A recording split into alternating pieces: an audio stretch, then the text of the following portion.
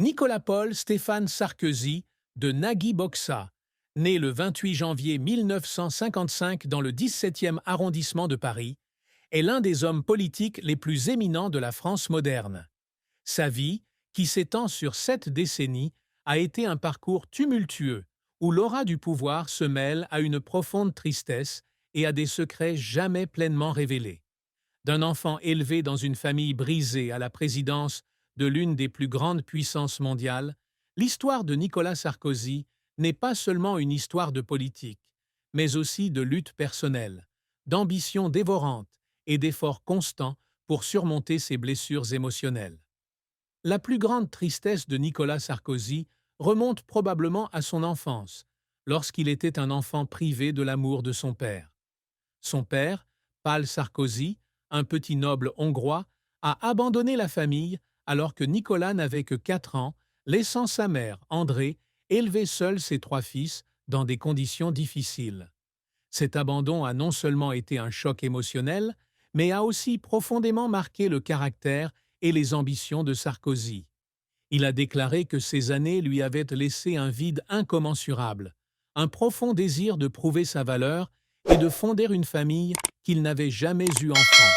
Cette tristesse s'est prolongée au-delà de son enfance et s'est poursuivie jusqu'à la fin de sa vie, marquée par des revers politiques et des poursuites judiciaires qui ont terni sa réputation.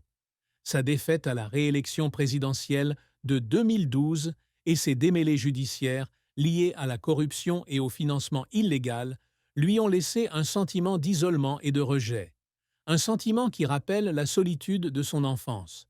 Cependant, cette tristesse n'est pas seulement personnelle, elle est aussi liée à la pression exercée par l'image publique qu'il a tant travaillé à construire.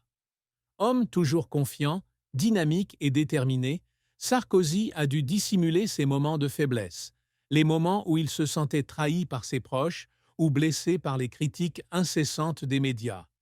Les fois où il a dû comparaître devant les tribunaux, confronté à des accusations, ne sont pas seulement des défis juridiques, mais aussi de graves atteintes à son estime de soi.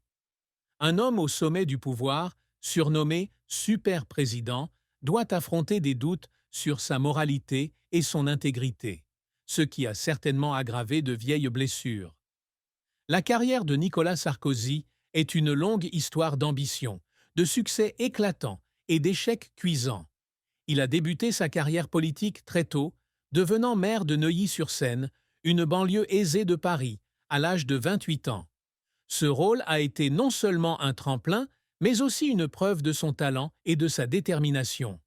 Doté d'un esprit vif et d'une énergie débordante, Sarkozy a rapidement gravi les échelons du pouvoir, devenant ministre du Budget sous le Premier ministre Édouard Balladur, puis ministre de l'Intérieur et ministre des Finances sous la présidence de Jacques Chirac.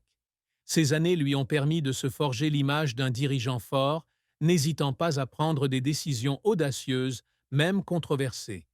La carrière de Sarkozy a atteint son apogée en 2007, lorsqu'il a remporté l'élection présidentielle, battant largement la candidate socialiste Ségolène Royal. Sa présidence, de 2007 à 2012, a été marquée par de nombreuses empreintes. Au lendemain de la crise financière mondiale de 2008, Sarkozy a guidé la France à travers de graves difficultés économiques et a joué un rôle clé dans la gestion de la crise de la dette souveraine européenne. Il a également été à l'origine du cessez-le-feu lors du conflit russo-géorgien de 2008, un succès diplomatique majeur qui a renforcé la position de la France sur la scène internationale. Par ailleurs, Sarkozy a fait adopter d'importantes réformes intérieures, notamment celle de l'enseignement supérieur et du système de retraite, visant à moderniser l'économie et la société française.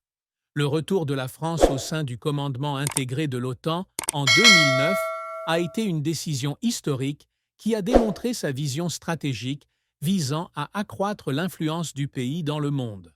Cependant, la carrière de Sarkozy n'a pas été exempte de revers douloureux. Le plus grand revers fut peut-être son échec à se faire réélire président en 2012, perdant de justesse face à François Hollande. Cette élection marqua non seulement la fin de son mandat, mais aussi la première fois depuis plus de 30 ans qu'un président français échouait à se faire réélire. Cette défaite laissa Sarkozy dévasté, estimant que ses efforts de réforme n'étaient pas reconnus par l'opinion publique. De plus, les poursuites judiciaires, engagées après sa démission, portèrent gravement atteinte à sa réputation. En 2021, il fut reconnu coupable de tentative de corruption d'un juge pour obtenir des informations sur sa campagne électorale, ce qui lui valut d'être condamné à une peine de prison ferme.